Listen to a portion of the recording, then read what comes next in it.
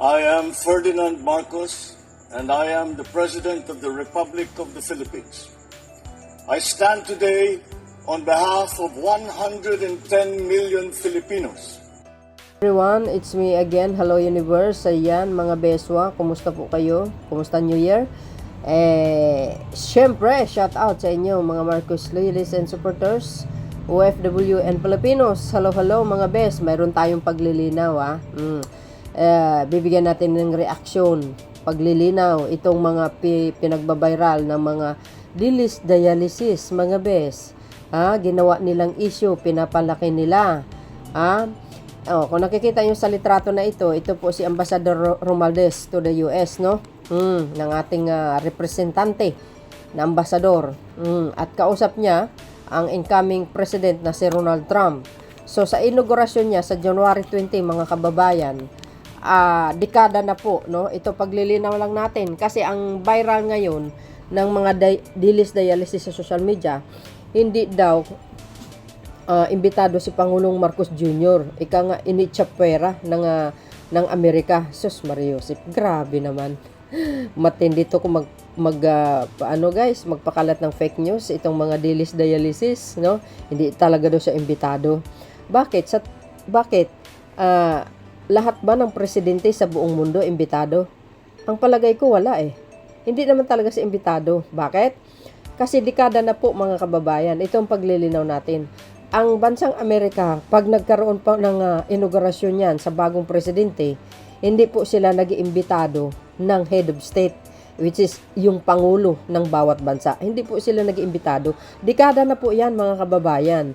Ang imbitado lang, ang a-attend lang is yung mga representante lang ng bawat bansa. Tulad ni Ambassador Romualdez, siya lang po, no? Hindi po ang pangulo ng bawat bansa. Dahil hindi naman talaga, hindi yun ang patakaran nila, no? So maling-mali itong mga fake news na lumalabas sa social media. Siya po ang kinakatawan ni Pangulong Marcos Jr., si Ambassador Romualdez. Kung ang patakaran ng United States sa inaugurasyon ay imbitado ang lahat ng pangulo sa buong mundo, why not, 'di ba? Siguradong a-attend si Pangulong Marcos Jr. Kaso hindi po eh. Maling-mali yung mga fake news na pinapalabas ng mga dialysis. Biro nyo, binigyan nilang maling issue mga kababayan. Saan kayo makakita niyan? Antindi nila, 'di ba? Kaya nga ang sinasabi ko, kung magpapakalat kayo ng fake news, kailangan totoo. 'Di ba? Pero pag hindi totoo, maraming makukontrahin yan yung mga fake news nyo. Tulad na lang yan, mga kababayan. Sabi ko, pag nagre-research kayo or mayroon kayong nakitang mga post, dapat i-research nyo mula sa puno hanggang pinakadulo kung ano ang totoo. Kaso lang, nagja-jump sila in the middle. Kung ano po yung nakikita nila, yun ang binaviral nila. Pero hindi nila alam ang totoo, mga kababayan. No? So dahil dyan, sabi po dito mga bes, basahin po natin ng bahagya. Ayan, Philippines Ambassador to the United States, Jose Manuel Romualdez will represent President Ferdinand Marcos Jr. at the inauguration of US President-elect Donald Trump on January 20. Tama po yun, no? Siya po ang a-attend, no? Hindi po ang pangulo ng bawat bansa. Wala po naman sa hindi po sa wala po sa patakaran nila, no? So si Romualdez ang represent, hindi po si Pangulong Marcos Jr. Walang imbitasyon, talagang wala naman talaga. Lahat ng pangulo ng bansa sa buong mundo walang imbitasyon, kundi yung mga ambassadors lang ang attend. Kayo talaga, oo. Para kompleto detalyado ito, basahin nyo yung another post ni Ambassador Romualdez mga bes. Ito. Alam nyo, sa totoo lang, napakakitid ng mga utak, no? Ang galing nila talaga manira. Mga palaaway kasi ang mga DDS, mana kay Digong at saka kay Sara Duterte. Mga palaaway sila, sa totoo lang. Nagpapakalat sila ng fake news sa social media na wala namang katotohanan. Sa tingin nyo kaya, ano kayong makukuha nilang benefit sa paninira nila sa pamahalaan at kay Pangulong Marcos Jr.? Diba guys, magre-reflect yan, yung mga paninira nila sa mga kandidato na sinusuportahan nila. na for sure matatalo yan sa darating na eleksyon. O anong sabi? Digong hindi rin imbitado ni President Donald Trump sa inaugurasyon noong January 20, 2017, maging si President Joe Biden sa inaugurasyon noong January 20, 2021. Ay, di ba? Mga DDS. Ayan, bulagers, basahin ninyo ang paliwanag ng dating PCO, Secretary Martin Andanar, para magising kayo. Isang Duterte din yan. Hindi, totoo yun, mga kababayan. At ito po yung sinabi ni Ambassador Romualdez. Ayan, tama yun. Nung panahon ni Digong, hindi rin imbitado. Kahit sinong pangulo sa buong mundo, walang imbitado, mga kababayan, kundi yung mga representante lang ang atin doon. Rodrigo Duterte hindi imbitado sa inaugurasyon ni President Donald Trump. Yes, nung that time na yun. Ito, sinabi ni si Martin Andanar, it is not customary for heads of state to attend the U.S. inauguration because it is a domestic event. Customarily, the head of mission or the ambassador is the representative.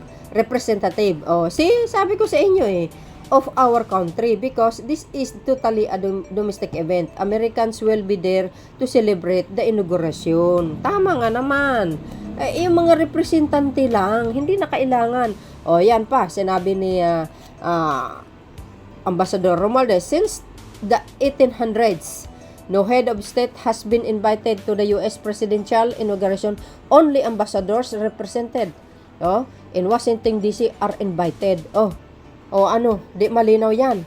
You see guys, ito, binibigyan natin ng paglilinaw, para naman malaman ng mamamayang Pilipino, itong mga pinagkakalat ng fake news, ng mga mga DDS, walang po katotohanan, mga kababayan. Yan po ang totoo. Huwag kayong maniniwala basta-basta. Lagi kong sinasabi, kung manira man lang kayo, or mag-post ng isang issue, research nyo muna. Mula umpisa hanggang pinakadulo. Hindi po yung mag-jump kayo in the middle. Ay nako. Isa lang po ang ibig sabihin yan. Napaka-toxic at mangmang kayo. Masama kayong tao at palaaway kayo. Naninira kayo. Sa pamahalaan, sa kapwa nyong tao. Hindi mo alam kung anong klaseng bituka ang mayroon sa inyo. Napakahalang ang bituka nitong mga taong ito na nagpapakalat ng fake news, na a-attempt nila na gumawa ng fake news laban sa kanilang bansa, sariling bansa mismo, sarili nilang pangulo. My goodness, ano bang klaseng mga tao na ito? Napakaitim ang mga budhi. Grabe. Himbis ipagmamalaki ang bansang Pilipinas, pero hindi dinadrag nila pababa. Ito yung mga klaseng tao na dapat talaga napaparusahan ng nasa taas. Parusahan sila ng Panginoon sa mga pinagagawa nila. Well, anyway, lahat naman niya may consequence. Ang isa sa mga consequence ng paninira nila, magre-reflect yan, guys, doon sa mga politician na sinusuportahan nila sa mga darating na eleksyon.